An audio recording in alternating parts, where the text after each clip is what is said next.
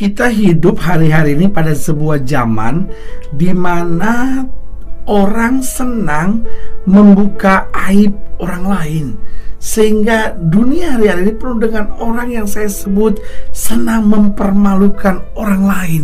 Rasanya orang sekarang tuh senang sekali mempermalukan orang lain. Bahkan kadang-kala misalnya dalam hubungan yang paling dekat, misalnya suami istri, kadang-kala suami mempermalukan istrinya sendiri. Aduh, saya punya istri tuh bodoh banget sih gitu ya kan. Dia ngomong sama orang tentang itu. Atau mungkin istri mempermalukan suaminya.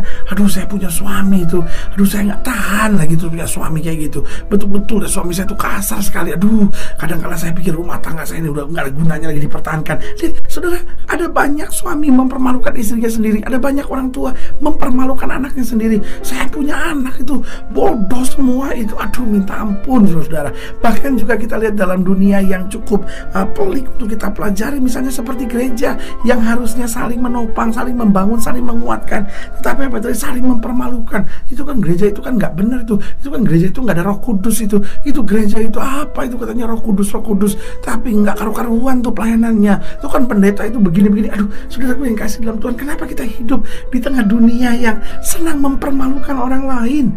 Kenapa? Karena sekarang kita perhatikan di sekitar kita, orang senang menertawakan kekurangan orang, menertawakan kelemahan orang, memperbincangkannya, mengejek-ejeknya. Itu kan dia begini, itu kan dia begitu. Karena dunia di mana kita hidup, dunia yang senang membuka aib orang lain, membicarakan masalah-masalah orang, program-program gosip di televisi misalnya, ya kan, program-program gosip di radio, lalu tabloid-tabloid yang berbicara tentang gosip, senang sekali membicarakan masalah-masalah orang.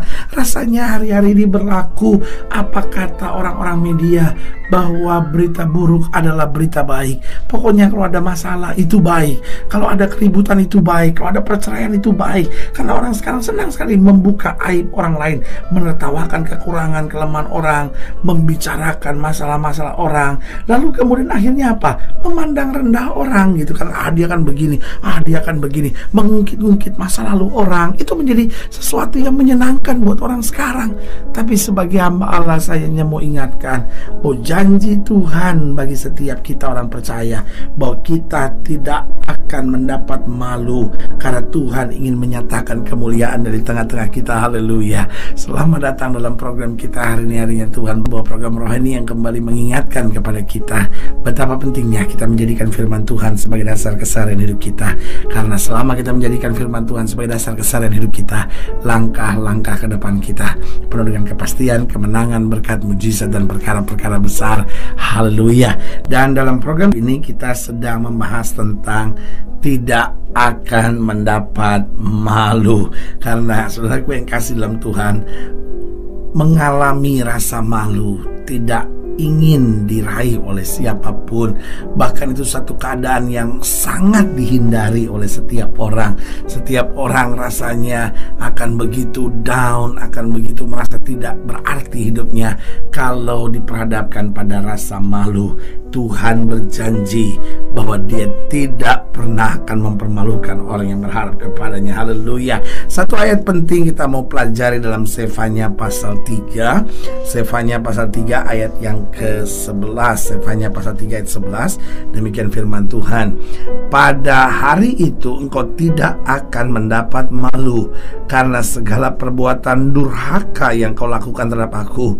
Sebab pada waktu itu aku akan menyingkirkan daripadamu orang-orang yang ria congkak, dan engkau tidak akan lagi meninggikan dirimu di gunungku yang kudus. Saudaraku yang kasih dalam Tuhan, Alkitab menggambarkan bahwa pada waktu-waktu yang lalu engkau pernah melakukan yang durhaka terhadap aku. Seharusnya aku memukul engkau, tetapi aku Tuhan yang penuh dengan belas kasihan.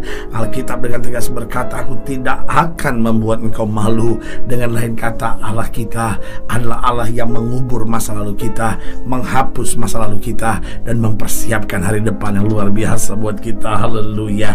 Nah, pertanyaannya, bagaimana supaya jalan hidup kita tidak membuat kita menjadi malu? Karena seringkali Tuhan sebetulnya sudah rancangkan yang baik, tetapi kita yang membuat hidup kita malu sendiri. Kita pacaran dengan suami orang misalnya, saudara sudah punya istri, masih tertarik sama perempuan lain, masih pacaran sama orang muda lagi perempuan, ya kan? Sampai orang bilang, ya ampun, itu pacarnya itu sama seumur anaknya, ya kan? Lalu kita pacaran, lakukan hubungan seks sebelum nikah. Kita mendatangkan malu buat diri kita sendiri. Kita sudah pergi ke gereja tetapi masih hidup dalam dosa. Kita mendatangkan malu buat diri kita sendiri sampai kita menjadi bahan tertawan orang. Itu katanya orang Kristen kok kelakuannya kayak begitu, ya kan? Nah, bagaimana kita supaya tidak mendapat malu? Yang pertama, kita tidak akan pernah mendapat malu jika kita selalu rendah hati. Tahukah saudara, Alkitab berkata orang yang tinggi hati akan direndahkan oleh Tuhan. Saudaraku yang kasih dalam Tuhan, mari jadi orang yang rendah hati. Sesukses apapun saudara, segagal apapun saudara, mari jadi orang yang rendah hati. Ada orang yang berkata bahwa iya pendeta, kalau lagi gagal sih gampang rendah hati. Enggak juga saudara-saudara. Soal hati itu bukan soal sukses atau gagal. Soal hati adalah soal hati. Ada banyak orang, sampai ada istilah gini kan, udah miskin sombong lagi, ya kan? Ada banyak orang udah gagal masih sombong. Ada banyak orang sudah terbaring di ICU masih sombong. Padahal saudaraku yang kasih dalam Tuhan, orang sombong pasti akan dipermalukan oleh Tuhan. Orang sombong itu menjadi bahan tertawan orang. Orang sombong itu disumpahin orang karena orang gak suka sama orang sombong. Orang ingin sekali melihat orang sombong itu jatuh. Makanya saudaraku, kita tidak akan pernah mendapat malu jika kita selalu rendah hati. Karena orang-orang yang rendah hati dibela oleh Tuhan. Orang-orang yang merendahkan dirinya diangkat Tuhan, ditinggikan Tuhan tepat pada waktunya. Karena itu saudaraku yang kasih dalam Tuhan, siapapun kita, mari kita jadi orang-orang yang rendah hati. Untuk kita tetap menyadari semua karena anugerah Tuhan. Untuk kita tetap menyadari kita butuh orang lain. Untuk kita tetap menyadari bahwa saya nggak bisa buat apa-apa kalau bukan karena kasih setia Tuhan. Jadi kita tidak akan mendapat malu jika kita selalu rendah hati. Yang kedua, saya pelajari, kita tidak akan mendapat malu jika kita selalu mentaati perintah-perintah Tuhan. Karena Alkitab dengan tegas berkata, kalau kamu melakukan firman-Ku, maka kamu akan beruntung dalam segala jalanmu. Saudaraku yang kasih dalam Tuhan, seringkali kita pikir kita bisa. Seringkali kita pikir, oh saya sanggup. Kadang-kala kita pikir, wah saya kan sudah berpengalaman. Lalu apa yang terjadi? Kita mulai langgar perintah Tuhan. Karena kita pikir, wah ini nih yang bisa mendatangkan untung besar. Kita mulai pikir, wah ini kan saya udah biasa mengerjakan ini. Saudaraku yang kasih dalam Tuhan, orang yang tidak mentaati perintah Tuhan berbahaya sekali. Alkitab bicara tentang Simson. Siapa Simson itu? Seorang nazir Allah dipilih oleh Tuhan, mempunyai kekuatan dan karunia yang luar biasa. Tapi apa yang terjadi? Satu saja persoalannya, dia tidak mentaati perintah Tuhan. Dan apa yang terjadi dengan kehidupan selanjutnya? Alkitab berkata matanya dicungkil buta, menjadi bahan tertawan orang Filistin. Tapi kalau kita bandingkan dengan Daud, siapa itu Daud? Ya saudaraku yang kasih dalam Tuhan, Daud tidak punya karunia sehebat Simson, tapi Daud punya ketaatan akan perintah-perintah Tuhan. Dia hidup dalam perintah-perintah Tuhan. Alkitab berkata dia menghadapi Goliat dan dia menundukkan Goliat. Dan saudaraku yang kasih dalam Tuhan, bahkan karena ketaatannya, Tuhan angkat dia menjadi raja. Sebagai hamba Allah, saya hanya mau ingatkan, seorang suami kah saudara, seorang ibu rumah tangga kah saudara, seorang pensiunan kah saudara, seorang janda kah saudara, seorang duda kah saudara, siapapun kita, kalau kita mau selalu mentaati perintah-perintah Tuhan, engkau akan melihat kedahsyatan kuasa Tuhan yang luar biasa. Yang ketiga, saya pelajari bagaimana agar kita tidak mendapat malu. Kita tidak akan mendapat malu jika kita dalam kehidupan kita mengerjakan segala sesuatu dengan tidak setengah-setengah. Ada banyak orang, dia doa tapi setengah-setengah, dia baca Alkitab tapi setengah-setengah, dia melayani Tuhan tapi setengah-setengah. Apapun yang dia kerjakan, selalu dia kerjakannya dengan setengah-setengah.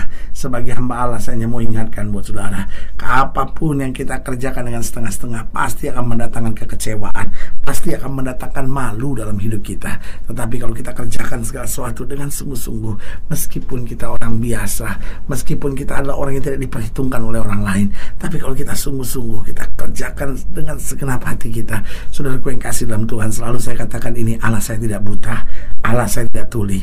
Dia perintahkan malaikatnya untuk menyempurnakan kita. Karena kita berkata orang yang bodoh dari Allah jauh lebih besar hikmatnya dari orang dunia. Kita berkata orang yang lemah dari Allah akan mempermalukan orang yang pintar dari dunia ini. Berarti saudaraku yang kasih dalam Tuhan, kita tidak akan mendapat malu jika kita menjalani segala sesuatu dengan tidak setengah-setengah. Dan yang keempat, kita tidak akan mendapat malu jika kita tidak hidup dalam dunia hayal. Persoalannya ada banyak orang hidup dalam dunia hayal. Dia punya hayalan sendiri. Oh, saya mau begini, saya mau begini. Hayal beda dengan iman. Iman kita punya dasarnya adalah firman. Iman punya tujuannya mempermuliakan Kristus. Jadi jelas ada dasar dan ada tujuan. Tapi hayalan tidak ada dasar dan tujuannya nggak jelas. Dasarnya cuma saya kepengen, dan tujuannya supaya saya bisa senang. Sebagai hamba Allah, saya mau ingatkan, mari kita jalani hidup kita dengan benar, supaya kita tidak mendapat malu. Kita menjadi berkat, dan hidup kita menyatakan kemuliaan Tuhan. Haleluya. Saudara yang kasih dalam Tuhan, jika saudara ingin dilayani lebih jauh, hubungi kami melalui telepon, hubungi kami melalui surat, kunjungi website kami, karena kami ada untuk membawa Bapak Ibu Saudara senantiasa lebih dekat pada Tuhan dan mengalami kasih kuasa mujizat yang luar biasa. Haleluya. Secara khusus melalui program ini juga saya mau berdoa buat setiap saudara yang sakit, setiap saudara yang berbeban berat, karena saya percaya bahwa bagi Allah tidak ada perkara yang mustahil. Dan saudara-saudara yang ingin didoakan secara khusus, boleh taruh tangan kanan saudara di dada, dan kita akan berdoa. Mari kita berdoa. Bapa, dalam nama Yesus, hamba doa buat yang sakit, hamba doa buat yang berbeban berat, hamba doa untuk setiap mereka yang sedang menghadapi masa-masa yang sukar, karena hamba percaya bahwa bagi Allah tidak ada perkara yang mustahil. Bapa, hamba berdoa di dalam nama Yesus, Tuhan jamah. Yang sakit Tuhan sembuhkan, yang lemah Tuhan kuatkan, yang susah Tuhan hiburkan. Kemenangan dan mujizat boleh terus terjadi. Hamba berdoa di dalam nama Yesus, sehingga setiap kami kembali tidak akan mendapat malu. Hari-hari ke depan kami menjadi hari-hari yang penuh kemenangan, hari-hari yang penuh dengan pembelaan Tuhan, karena kami tahu jika Allah di pihak kami, tidak ada yang dapat melawan kami. Di dalam nama Yesus kami berdoa. Haleluya. Amin. Saudara yang kasih dalam Tuhan, kita sudah berdoa. Ingat, tidak pernah Allah lalai menepati janjinya. Inilah saatnya buat kita untuk bangkit, bersemangat, bersukacita dalam menghadapi segala perkara, karena kita mengerti dengan Yesus kita cakap menanggung segala perkara. Doa saya menyertai saudara. Sampai berjumpa pada program berikut, dan jangan lupa jadikan hari ini harinya Tuhan. Haleluya.